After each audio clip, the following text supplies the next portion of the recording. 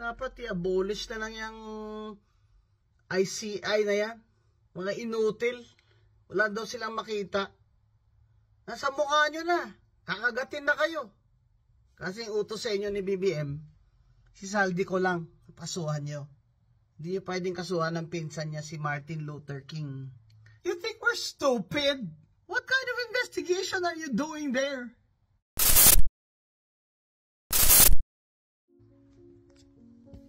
Dapat i-abolish na lang yung ICI na yan. Mga inutil. Wala daw silang makita. Nasa mukha nyo na. Kakagatin na kayo. Wala pa rin kayo makita. Kasi yung utos sa inyo ni BBM, si Saldi ko lang. Kasuhan nyo. Hindi nyo pwedeng kasuhan ng pinsan niya si Martin Luther King. Also known as Kim Bonjing. You think we're stupid? What kind of investigation are you doing there? When the people have lost trust in your independence? You're useless. That's why all this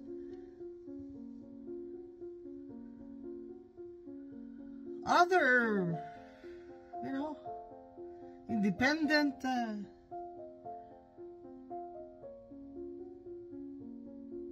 legal experts have refused, such as former Ombudsman Justice Carpio Morales, because they know that this ICI is just cosmetic. Come on, BBM. Why did you all of a sudden wake up from your comfortable slumber after 3 years to make public these ghost projects? Why? Because of the U.S. State Department's report. And I'm sure other creditors will be making comments soon. Utang ka ng utang, BBM. Utang na loob. Tapos kinukurakot lang ninyo ng pinsan mo. Huwag ka maghugas ng kamay na hindi ka kasali dito, BBM. Dahil ikaw ang nagpirma. Budget mo yun. Ang 2025 budget na puno ng padding ng paldo na ng lahat ng ghost projects at infra na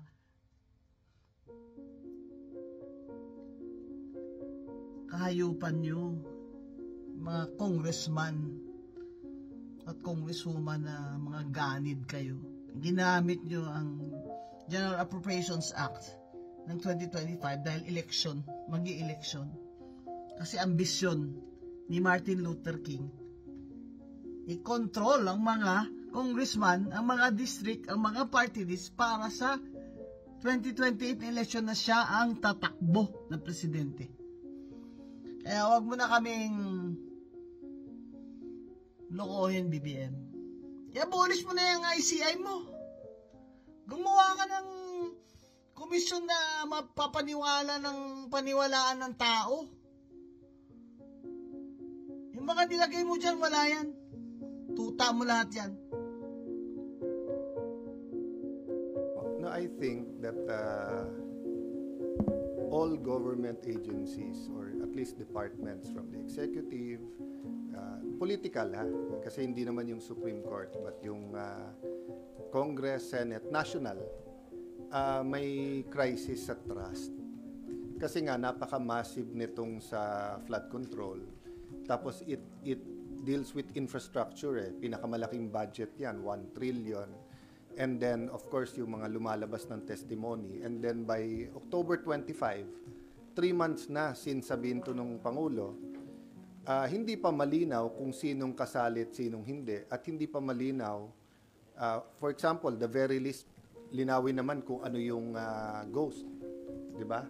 So far, malinaw na ang ghost massively nandyan sa Bulacan. But even in Bulacan, of the X amount, whether it's 20 billion, 25, 30 billion a year, ilan doon ang ghost at ilan ang hindi ghost, di ba? So the uncertainty, together with pagiging massive, and of course, halo-halo na, di ba, yung social media, everyone has the opinion na tama naman, is causing this distrust. At saka napakalaking pera eh. Pero hindi unexpected to kasi from the start, sinabi naman natin to, di ba, na ang mastermind na kumita ng tens of billions, maybe hundreds of billions, guguluhin niya talaga to. So ang task natin sa gobyerno, may that be the Blue Ribbon Committee, ICI, Ombudsman, DOJ, DPWH, lagyan ng order to. Tapos ang pinag-uusapan natin flood control pa lang at saka DPWH. There's so many other issues, agencies na dapat pag-usapan na may issue tayo sa corruption.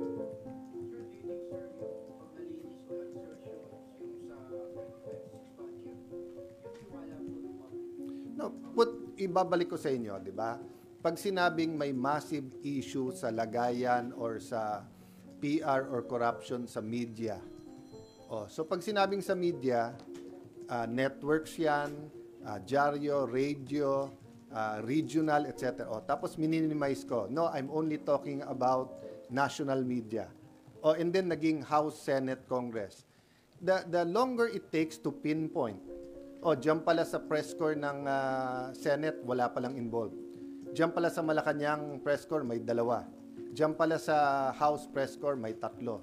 The sooner na may certainty, yung trust hindi against everyone, yung kawalan ng trust hindi sa lahat at sa institusyon, di ba?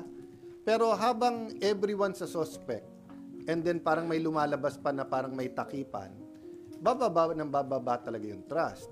Doble ang problema nun sa Senate. Why? We knew from the start of this administration may tangkang magkaroon ng People's Initiative at tanggalin ng Senate.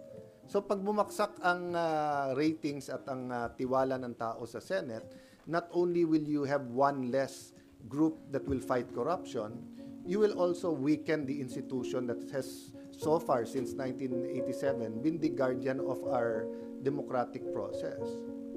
So yun ang problema.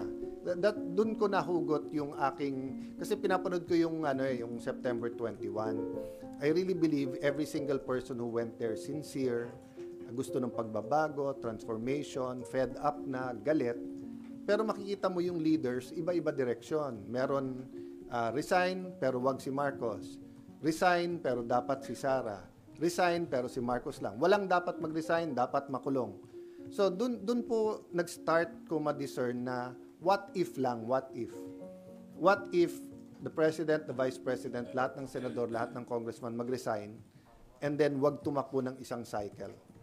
Baka sakaling bumalik yung tiwala at pag may tiwala, dyan papasok talaga yung mas mabilis ang lahat ng ginagawa at gagawin para managot ang dapat managot. Natawa lang ako dun sa mga nagko-comment ng ayaw namin mag-resign kayo, gusto namin makulong kayo.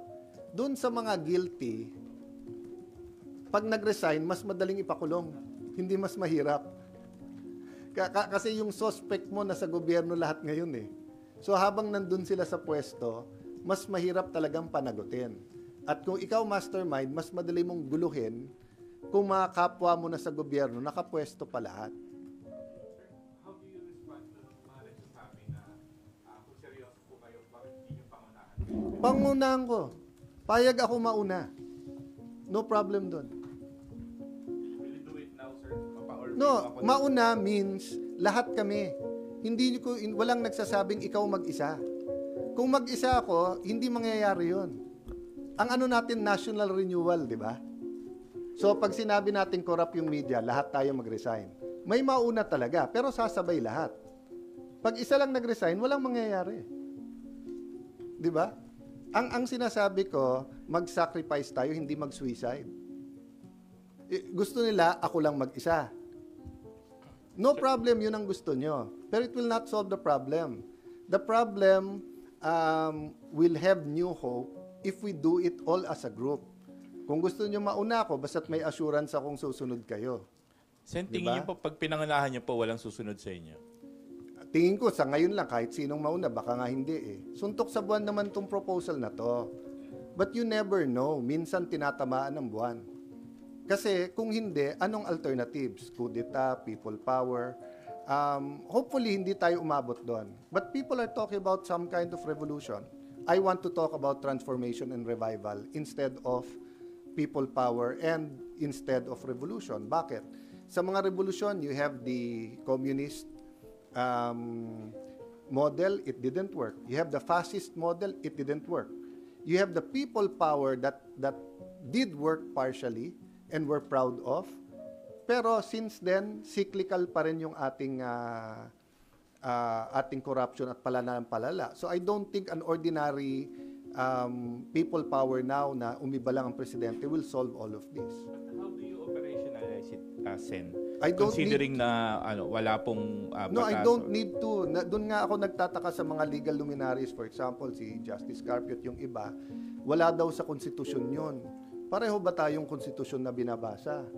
Basahin nyo Article 10, Section 10 ng Article 7. Ang sabi doon, pag nag-design ang presidente at vice president, agad-agad magmi-meeting. I think within 3 days, ang Congress. And within 7 days, we have to pass a law na magkaroon ng eleksyon for not earlier than 45 days, not later than 60 days. So doon din nagsasabi ng hindi kaya ng COMELEC agad-agad. Unconstitutional yon pag hindi nila kaya. Kasi nasa konstitusyon eh. Not earlier than 45, not later than 60 days. Yun lang, kailangan pagpasa namin ng batas na yon, nakalagay na rin doon na dapat Senate at House kasama na. So ang question na lang, paano magkaroon ng national commitment to each other and to the nation na yung qualified tumakbo, hindi tumakbo. Kasi kung ikaw si President Marcos, ba't ka papayag kung tatakbo din lang pare-pareho din? Kung ikaw si VP Sara, ba't ka papayag kung hindi yung lahat ng iba na maaring involved din ngayon ay tatakbo din, di ba? So put it another way, no? Ang baon ko sa Senado araw-araw may problema, anong solusyon? Ang hugot ko, nandun ako sa EDSA 1, more or less sa EDSA 2, may mga roles. EDSA 3, nakita ko yung sincerity ng mga tao.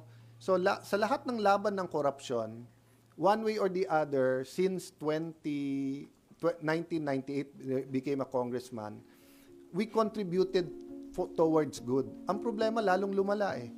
Nung nawala yung pork barrel, lalong lumaki ngayon, di ba? Tapos, hindi tayo magkaintindihan ngayon eh. Bakit pag grupo nila ang naglagay, insertion yon. Pag grupo nyo, amendment yon. Di ba? So, sabi ko nga, nung bata ako, tinanong ko sa yaya ko, Yaya, bakit pagka nagkakasakit ako, sabi mo, hika? Bakit sa mga kaklase ko sa high school, asthma daw? Sabi nung yaya ko, kasi mayaman yung mga kaklase mo. Pag mahirap, hika yan. Pag mayaman, asthma yan. So bakit kapag kasi Risa, amendment yan, hindi insertion. Pag iba, insertion yan. So how can we have a national dialogue kung ganon, di ba? But as far as feasibility and constitutionality, nasa Constitution yon. The only question for us is, are we willing to sacrifice? Now, if we're not, okay lang, let's move on. So, what's happening now, parang ang layo pa ng solusyon, parang walang nangyayari, di ba? Ano sabi ni Einstein, keep doing the same thing, expecting different result is stupidity. So I don't believe we're stupid as a people. So we have to find a solution. So one other alternative universe is mag-resign lahat. Hindi pa rin, what's the next one? We have to come together, kailangan may vision tayo, paano na ma-solve? So lahat ng ibang corrupt, sa BIR, sa customs, sa online gaming, sa illegal gambling, you name it, nakakatago ngayon kasi lahat ng attention natin nasa flood control. Diba? So, yun lang pinopoint ko. We have to provide a vision. We have to, so, sabi ng iba yung ICI, hindi, maraming ang problema eh. Diba? Just making things public, ano bang tinatanong nila doon? I believe in the ICI. I believe in the people there individually. But from the start, diba, nung nagsalita ako sa floor, sinabi ko sa inyo, hindi pa independent yan at kulang pa, whether batas or paano ayusin. If you ask me, lagyan ng isang representative ng Catholic bishops, isa from the born again, isa from Muslims, isa from iglesia. Pero lagyan nila ng plano Halimbawa, simulan natin sa ipasubmit sa DPWH, saan ba meron talagang ghost, saan wala. Alin contractor ang definitely walang mabuting ginawa at alin yung iniimbestigahan pa. Pagka moving target tayo sa lahat ng gagawin natin, walang maayos dito. Yung nanggugulo has more than enough money, opportunity, power na guluhin lahat to. Ginagamit yung fear ng tao, yung galit ng tao, para lalong magkagulo rather than magkaroon ng order dito. Sir, pwede po bang hindi muna mag-resign yung mga incumbent pagpatawag na stop election din? Kung ano po yung magiging result, saka sila mag-step down po lahat? Yun ang magiging proseso. Yun ang magiging proseso. When I say snap election, kasi iniisip lahat ng 1986, di ba? Iba talaga sitwasyon nun. But snap election, snap means mabilis. Di ba? Yung hindi scheduled, etc. So if the President and Vice President resign, magkakaroon yan ng acting. Pero ba't naman sila magre-resign na wala naman commitment ang lahat ng congressman at lahat ng Senate na kami din at walang tatakbong for President sa amin? Di ba? Walang tatakbo ulit na senador ulit. So sabi nga nung iba sa comment sa Facebook, kayo din ang mananalo, bawal ka nga tumakbo eh. Sabi nung ibang comment, di hindi kayo makukulong. Hindi, mas madali mo nga pakulong kung guilty. Kasi wala na sa pwesto eh. Di ba? Baka a fresh start is what we need. Baka hindi. People power brought that. But as you saw, di ba? President Cory had to do proclamation number 3 calling for revolutionary government. Nung pinalitan, sabi ng iba, ba't hindi sinama yung mga mayors? Well, unang-una, walang trust issue sa mayors ngayon governors eh. Yung problema sa trust ngayon, DPWH, ang nagdi-deal with DPWH, Senador, Congressman Malacanang, hindi mayors. Most mayors, some mayors have problems, but most mayors are trusted by their constituents. So, going back, President Cory, nung pinalitan ng mga OIC, doon nagkaroon ng malaking problema eh. Di ba? Pero kung hindi naman nila pinalitan at inabolish yung Congress, you had the same people who supported the dictatorship. So, I could go either way sa argument. Ang point lang, we have to do something differently. We need radical change. We need transformation. We need to attack yung core values ng ating gobyerno ngayon. It's not happening with the present joint or parallel investigation of DPWH, some individuals, NGOs, ICI, and the Blue Ribbon Committee. Sa Blue Ribbon nga lang nagkakaproblema eh. Pero tingin ko sa lahat ng problema, yun ang pinakamadaling ayusin. Kasi tamang papalit kay Senator Lacson, tapos magandang caucus, i-announce ang direction, transparent na rules, tingin ko maayos natin yung investigasyon ng Blue Ribbon. Dapat ba ituloy? Dapat. Pero dapat bipartisan or non-partisan yung direction, tapos klaro kung anong direction. Sen, good morning po. Speaking of Blue Ribbon Committee and speaking of resignation din po, may we get your statement po sa pagbibitiw po ni Senator Ping? And meron po ba kayong inaay or personal pick po kung sino po yung mag-chair ng Blue Ribbon Committee? In my case kasi mahaba na rin ang history ko kay Senator Ping. I believe in him, in his integrity, kaibigan ko rin.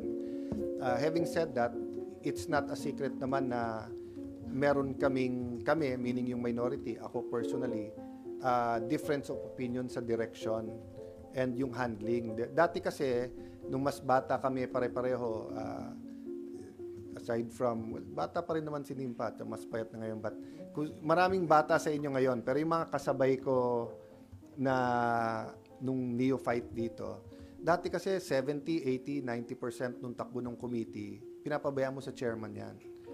But ngayon, iba na ang mga members ng Senado. At the same time, may social media ka, di ba? Na every participant, hindi lang nanonood. Real time yan online. Nagko-comment, nagbibigay ng etc. No? So, iba na ngayon. So, yung direction ng committee has to be by consensus. And we disagree na, I agree with Senator Ping na pag nagpapa-interview, opinion mo yon. Pero paano mahahati ng tao yung opinion mo bilang chairman versus yung opinion mo bilang isang senador? Magkaiba yon, di ba? So, personally, hindi ko hiningi o hindi ko inasahan o hindi ko ni-expect na magre-resign. Kasi usually that's fixed through the majority. Pero nung nagkaroon ng media reports, hindi lang media reports, nung sinabi ni Attorney Fortun na may babanggitin pa. Diyan, biglang nakita ng majority, sandali lang. Pag binanggit, may basis ba? So matagal na namin sinasabi yon. Walang problemang magbanggit sila ng senador. Dapat magbanggit sila. Pero dapat klaro yung basis at tinitignan muna ng committee. Nung sinabing may babanggitin pa, nagbago bigla, nagkagulo. So I'll stop there kasi nga nag-uusap-usap pa sila. But kaming minority, hindi kami nakikilam sa majority. Ang gusto lang namin, pagka may hearing, may session. Para kung hindi kami sang-ayon sa nangyayari sa hearing, meron session kung saan magde-decide kung ano nangyayari.